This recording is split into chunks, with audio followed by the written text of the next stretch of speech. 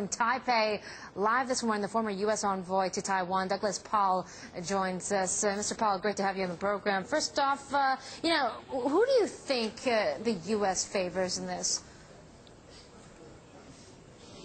Well, the U.S. is always, in a real democratic election, is a neutral observer and wishes the process well and will congratulate anyone who wins. However, behind the scenes, there is some anxiety about the opposition party's platform and what the consequences of that might be once in office for their relationship with China. Yeah, let's talk about the relationship with China, because it seems like the growing links between Taiwan and China might be the focus of this election. The incumbent, as we know, Ma Ying-jeou, he's, of course, brokered these close relations with the mainland. Hence, we have the stock market's really rising in the past few years. But then the challenger, Tsai Ing-wen herself, she says she might be reeling back some of these policies. Do you think that's really going to happen, or is this something for her to say to her constituents as she tries to get the vote?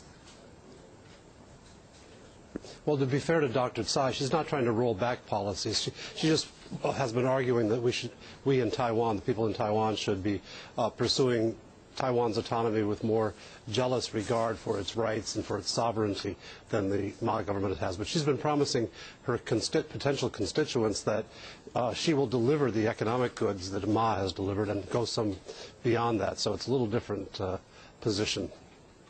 Now, Mr. Paal, I know I can't ask you who's going to win the elections, but how about their possibilities right now? How do they stack up against each other?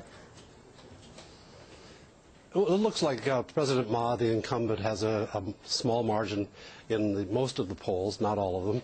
And the feeling on the street here in Taipei is that is a real reflection of the situation. There is a third-party candidate in the race, Mr. Sung Chiu, who may peel some votes away from both and add a little uncertainty. But right now, both sides are showing, on the incumbent side, a little bit of self-confidence, on the challenger side, a little bit of nervousness. A little bit of nervousness. Okay, well, it should be interesting considering a lot of people are saying this is going neck to neck down to the wire on this Saturday. Let me just ask you, does it matter who wins in terms of, there's been a lot of controversy over recent, of course, defense contracts in the U.S. and Taiwan. Does it matter who wins, how those deals will be orchestrated in the future? Arms sales, they've been going forth at a brisk pace under President Obama with the current president of Taiwan, Mr. Ma, and the U.S. would probably have to consider all the factors that emerge after a Tsai Ing-wen victory should she win tomorrow. It's unclear what her real policies will be. She's wanted to be vague about how she will, in detail, handle relations with China other than to state principles. And so the U.S. will watch very carefully how she proceeds should she be elected. Okay, Mr. Paal, thank you so much for your insights this morning. Have a great